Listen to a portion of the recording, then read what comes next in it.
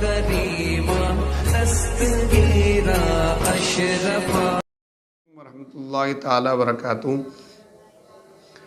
بسم اللہ الرحمن الرحیم، نحمدہ ونصلی ونسلم علی رسولہ الکریم۔ نبی اور نبی کی تمام آل پاک پر درود و سلام کا ہدیہ پیش کریں۔ پڑھیں اللہم صلی علی سیدنا وعلی آل سیدنا ومولانا محمد بارک وسلم۔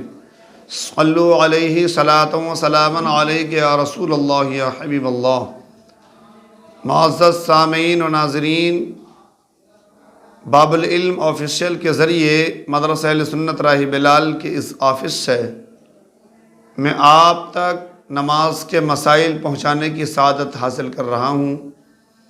نماز کے ضروری مسائل، نماز کی ضروری باتیں جن کا جاننا ہر ایک مسلمان پر، مرد اور عورت پر فرض ہے، ضروری ہے۔ تو نماز کی شرطوں کا بیان چل رہا تھا، اور نماز کی شرائط میں سے 5 شرطیں آپ تک میں نے پہنچائیں۔ 6 شرطوں میں سے 5 کا بیان آپ تک پہنچایا میں نے۔ آج کی اس کلپ میں نماز کی 6ٹھی شرط کے بارے میں گفتگو کروں گا، لہٰذا آپ حضرات میری باتوں کو بغور سنیں اور اپنی زندگی کا تھوڑا وقت نماز کے مسائل سیکھنے میں گزاریں۔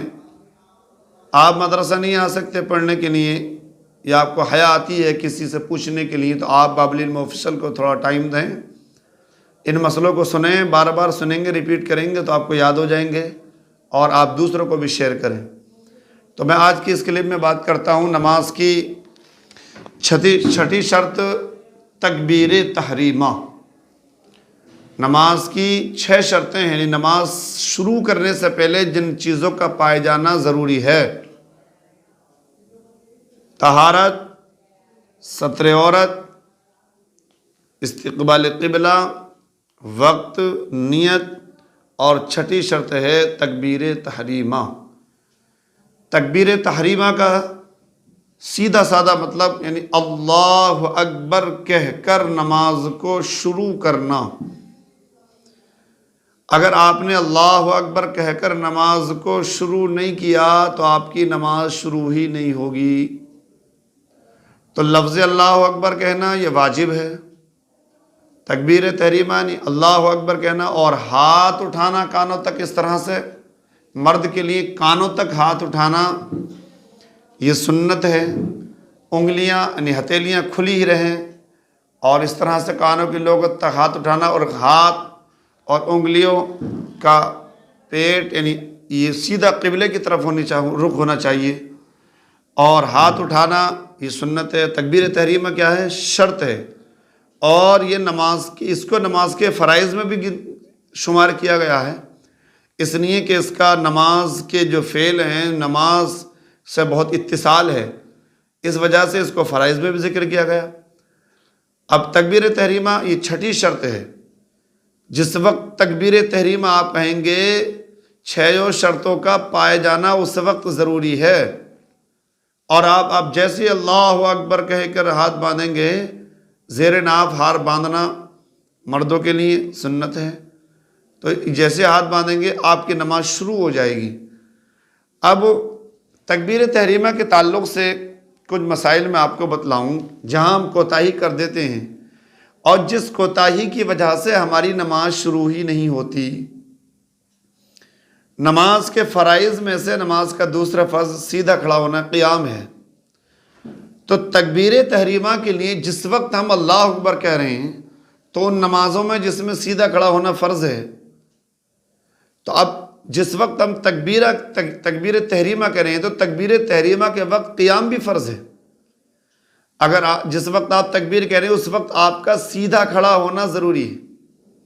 آپ جب تکبیر کہیں گے تو آپ بالکل سیدھے کھڑے ہوں، نہ گردن جھکائیں نہ خود جھکیں، سیدھا کھڑا ہونا اس وقت ضروری ہے۔ سیدھے کھڑے ہو کر کہیں آپ اللہ اکبر کہہ کر آپ کانوں تک ہاتھ اٹھا کر ہاتھوں کو زیر ناف باندھیں۔